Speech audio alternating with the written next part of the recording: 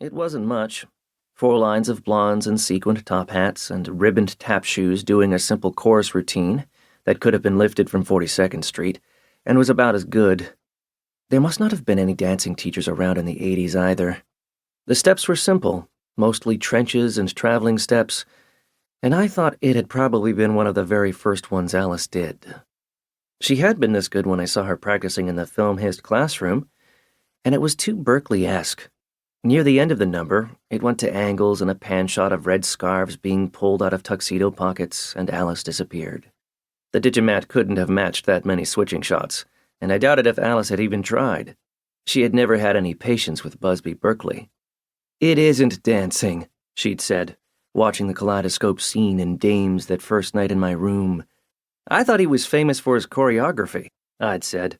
"He is, but he shouldn't be. It's all camera angles and stage sets." Fred Astaire always insisted his dances be shot full length and in one continuous take.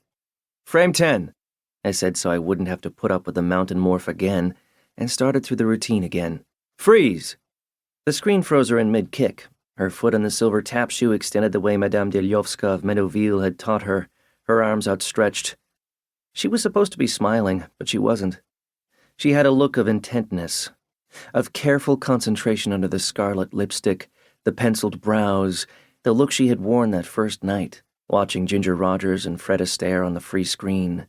"Freeze," I said again, even though the image hadn't moved, and sat there for a long time, thinking about Fred Astaire and looking at her face.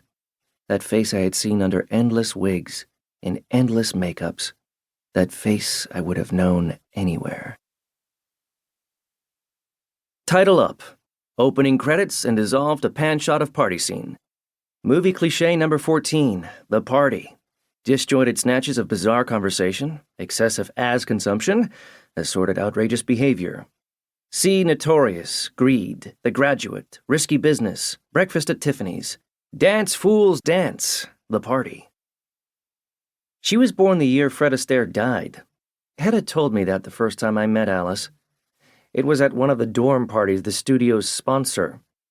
There's one every week, ostensibly to show off their latest CG innovations and try to tempt hack-hate film school seniors into a life of digitizing and indentured servitude. Really, so their execs can score some chooch, of which there is never enough, and some popsy, of which there is plenty, all of it in white halter dresses and platinum hair. Hollywood at its finest, which is why I stay away. But this one was being sponsored by ILMGM, and Mayer had promised me he'd be there. I'd been doing a paste-up for him, digitizing his studio exec boss's popsy into a River Phoenix movie. I wanted to give Mayer the op disc and get paid before the boss found a new face. I'd already done the paste-up twice, and fed in the feedback bypasses 3 times because he'd switched girlfriends, and this time the new face had insisted on a scene with River Phoenix, which meant I'd had to watch every River Phoenix movie ever made. Of which there are a lot. He was one of the first actors copyrighted. I wanted to get the money before Mayer's boss changed partners again. The money and some ases. The party was crammed into the dorm lounge, like always. Freshies and faces and hack-ates and hangers-on. The usual suspects. There was a big 5-op free screen in the middle of the room. I glanced up at it, hoping to God it wasn't the new River Phoenix movie, and was surprised to see Fred Astaire and Ginger Rogers dancing up a flight of stairs. Fred was wearing tails, and Ginger was in a white dress that flared into black at the hem. I couldn't hear the music over the party din, but it looked like the Continental. I couldn't see Mayer. There was a guy in an ILMGM baseball cap and a beard, the Hack-Eight's uniform, standing under the free screen with a remote, holding forth to a couple of CG majors.